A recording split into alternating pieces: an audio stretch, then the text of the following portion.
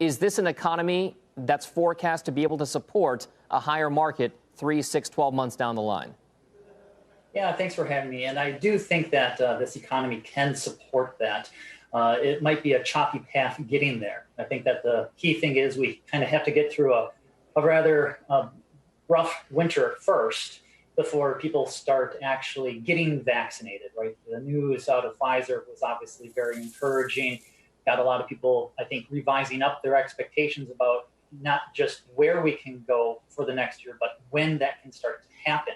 It's about ramping up economic activity sooner rather than later. And I think that's one of the reasons why the market responded so favorably to the Pfizer news, because now we can think about, well, with a significant amount of stimulus from the monetary side, maybe some slimmed down stimulus coming out on the fiscal side, that can really support a really brighter springtime for us.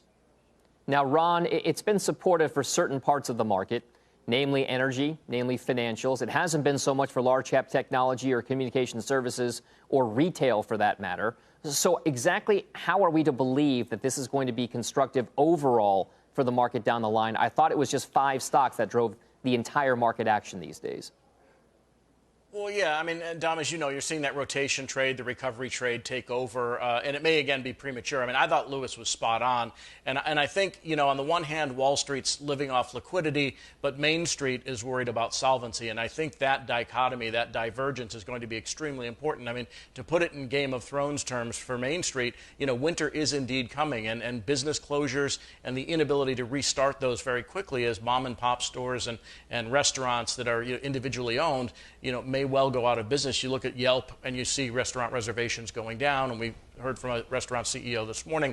I think all of that is tough. I'm much more concerned about Main Street than I am about Wall Street. In fact, for the first time, let's say in the 36 years I've been doing this, this is anathema, this is heretical to say, I could care less about what the stock market is doing. I am really concerned that Main Street is going to get walloped this winter, both with the virus and then with the subsequent, meltdown of sorts that we're going to see in the small business community that has never been and never will be reflected by Wall Street prices unless we go into a double-dip recession. I'm beginning to fear that that's going to be the case in the fourth and first quarters of this year and next. So Brian, Ron brings up an interesting point here.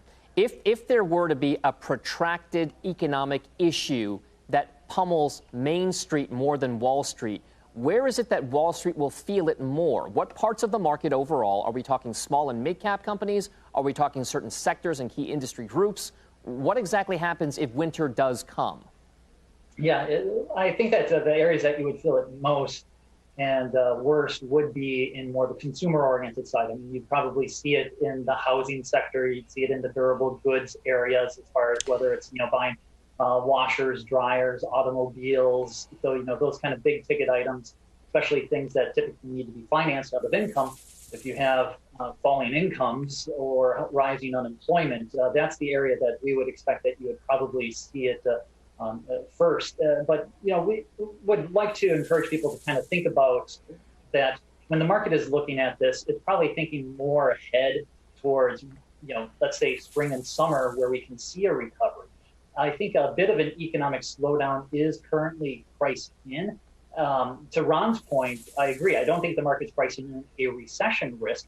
And that is a real risk if we do see more draconian lockdown measures being imposed as opposed to what we're kind of having now, which is a little bit of a relaxing or a rolling back of some of those reopenings of the economy. So if it gets worse, then we'll revise our expectations. But right now, our expectations is that this is merely a bit of a slowdown as opposed to a rolling over of the economy.